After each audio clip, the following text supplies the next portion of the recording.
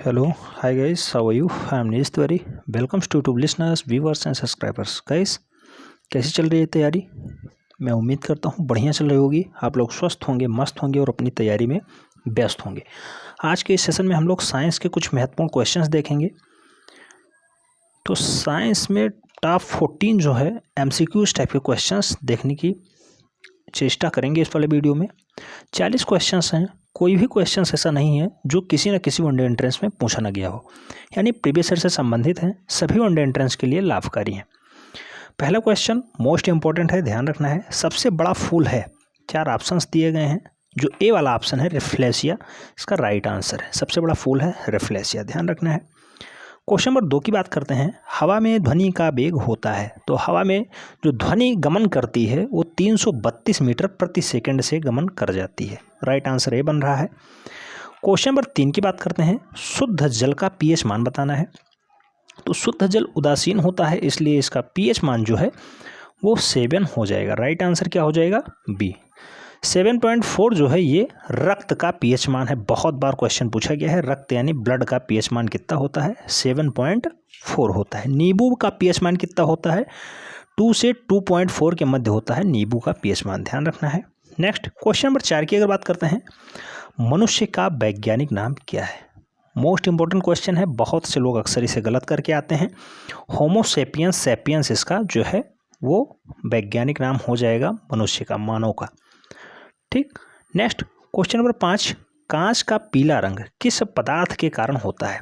यानी कांच में जो पीला रंग उत्पन्न होता है वो किसके कारण उत्पन्न हो पाता है? तो फेरिक ऑक्साइड जब मिलाया जाएगा विरंजक के रूप में, तब जाके कांच का जो है रंग पीला आ पाएगा। फेरिक ऑक्साइड इसका राइट आंसर है, टी। क्वेश्चन नंबर 6 की बात करते हैं। धूप चश्मा के लेंस में किस कांच का प्रयोग होता है?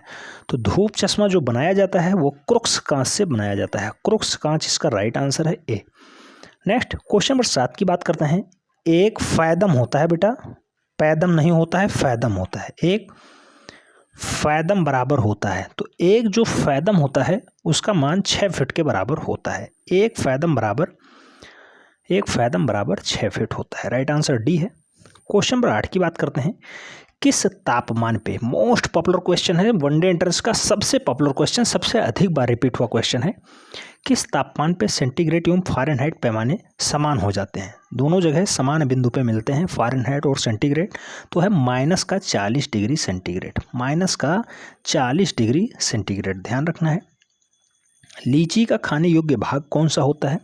तो लीची का जो खाया जाता है वो एरिल भाग खाया जाता है, एरिल। राइट आंसर बी है, ध्यान रखना है।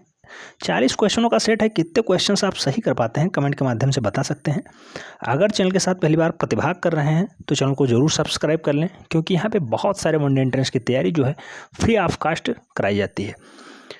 क्वेश्चन नंबर 10, सबसे छोटा फूल कौन सा है? सबसे बड़ा आपने देखा रेफ्लेशिया था, सबसे छोटा फूल यहाँ क्वेश्चन पूछ लिया गया है, तो सबसे छोटा जो फूल है वो वोल्फिया का हो जाएगा। वोल्फिया, सबसे बड़ा रेफ्लेशिया और सबसे छोटा वोल्फिया का फूल। राइट आंसर बी है। क्वेश्चन नंबर 11 की बात करते हैं। पूछा गया है मलेरिया रोग में शरीर का प्रभावित होने वाला अंग क्या है? तो मलेरिया जब व्यक्ति को होता है तो प्लीहा प्रभावित हो जाता है, प्लीहा। राइट आंसर ए है।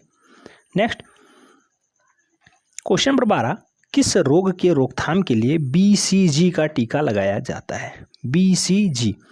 BCG का जो टीका है वो मूल रूप से TB वाले मरीज को लगाया जाता है, TB। Right answer A. Question number 13, एक अश्वशक्ति बराबर होता है। मोस्ट पॉपुलर क्वेश्चन है, बहुत बार रिपीट हुआ क्वेश्चन है। 746 वाट, ध्यान रखना है, वाट। एक अश्वशक्ति बराबर 746 वाट होता है। नेक्स्ट क्वेश्चन नंबर 14 की बात करते हैं। एल्युमिनियम का जो निष्कर्षण है मूल रूप से किस अयस्क से किया जाता है? पॉपुलर क्वेश्चन है, बहुत बार ये रिपीट हो चुका है। एल्युमिनियम मूल रूप से बॉक्साइट से निकाला जाता है, बॉक्साइट का अयस्क है, ठीक है।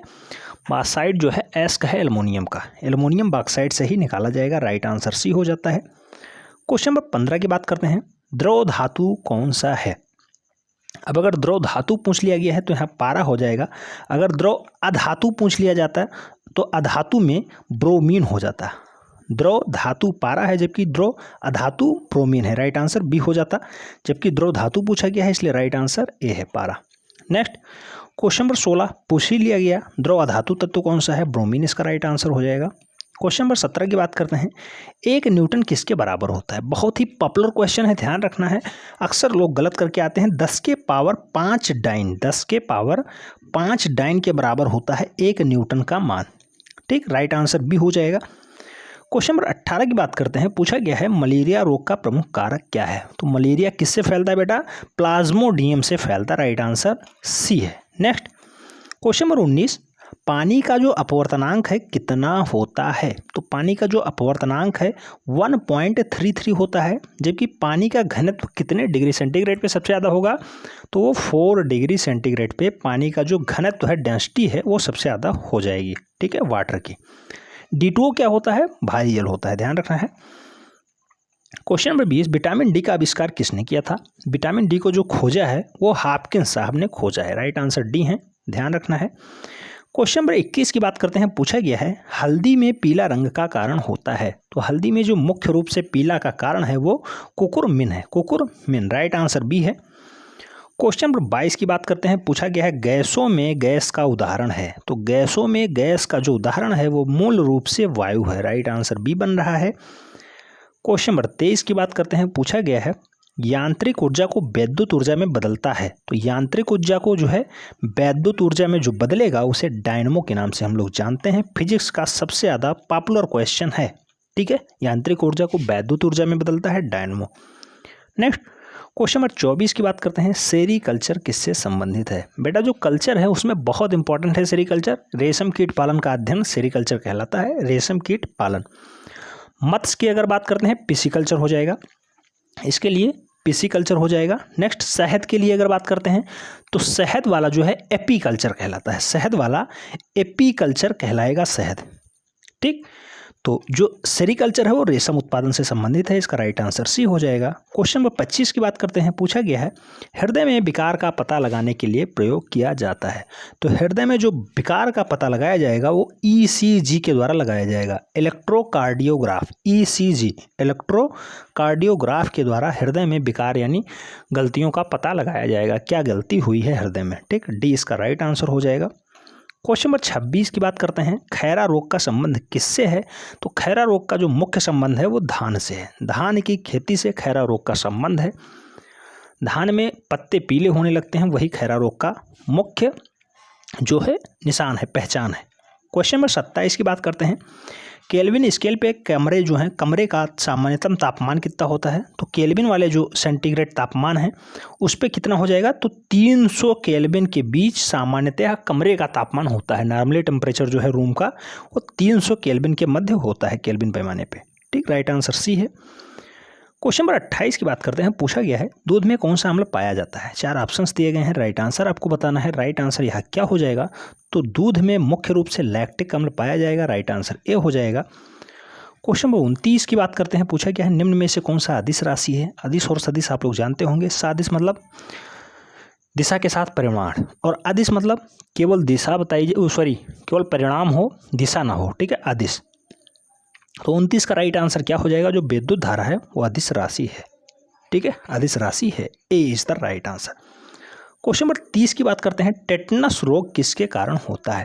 तो जो टेटनस रोग है मूल रूप से बैक्टीरिया के कारण फैलता है, इसका राइट आंसर बी हो जाएगा। क्वेश्चन नंबर 31 की बात करते हैं, निर्वात में प्रकाश की चाल कितनी होती है। मोस्ट पॉपुलर क्वेश्चन है, ध्यान रखना है, बहुत ही इंपॉर्टेंट है। निर्वात में जो प्रकाश की चाल है वो मूल रूप से 3 × 10⁸ मीटर प्रति सेकंड होती है, 3 × 10⁸ मीटर प्रति सेकंड, इसका राइट आंसर है ए। क्वेश्चन नंबर 32 की बात करते हैं, पूछा गया है साधारण बातचीत की तीव्रता डेसिबल में कितनी होती है। तो मूलतः आप जब साधारण बातचीत करते हैं तो 340 डेसिबल के मध्य ही बातचीत कर पाते हैं, सी इसका राइट आंसर है। क्वेश्चन नंबर 33 की बात करते हैं, पूछा गया है समुद्री जल का पीएच मान कितना होता है। पीएच मान मोस्ट इंपॉर्टेंट फैक्ट है, ध्यान रखना है।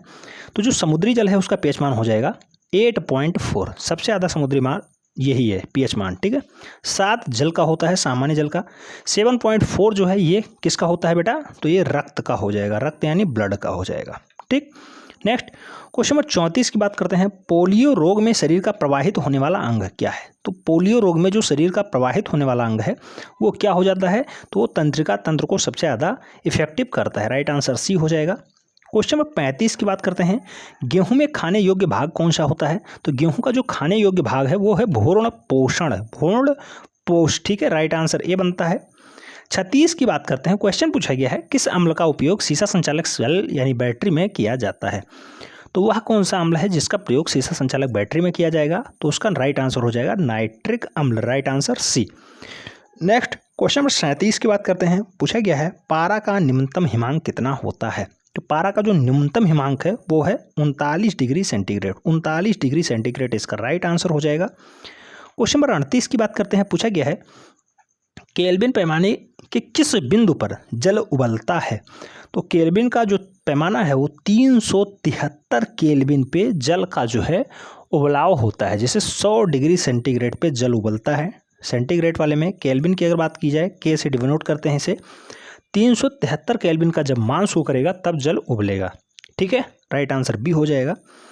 क्वेश्चन नंबर 39 की बात करते हैं, पूछा गया है जल का क्वाथनांक डिग्री सेंटीग्रेड में कितना होता है? तो जल का जो क्वाथनांक है मूल रूप से 100 डिग्री सेंटीग्रेड होता है, इससे पहले मैंने बताया। क्वेश्चन नंबर 40 की बात करते हैं, निम्नलिखित में से किस रंग की सर्वाधिक तरंगदैर्ध्य होती है? सर्वाधिक तरंगदैर्ध्य लाल रंग की होगी, ध्यान रखना है, इसीलिए जो है लाल रंग का प्रयोग डायवर्जन के लिए किया जाता है। क्वेश्चन नंबर 41 की बात करते हैं, पूछा गया है सूर्य में प्रकाश में किस रंग का जो प्रकीर्णन है वो सबसे अधिक होता है? प्रकीर्णन के लिए बैंगनी रंग सबसे अधिक हो जाएगा, राइट आंसर डी होगा, जबकि तरंगदैर्ध्य के लिए लाल रंग हो जाएगा तरंगदैर्ध्य के लिए। तो इस सेशन आपको कैसा लगा कमेंट के माध्यम से अपनी प्रतिक्रिया दें। अगर चैनल के साथ पहली बार जोड़ रहे हैं तो चैनल को निश्चित रूप से सब्सक्राइब करें, बेल आइकन प्रेस करें जिससे कि नोटिफिकेशन आपको टाइम से मिले और आप चैनल को भरपूर लाभ ले सकें। मिलते हैं नेक्स्ट वीडियो में, तब तक के लिए जय हिंद।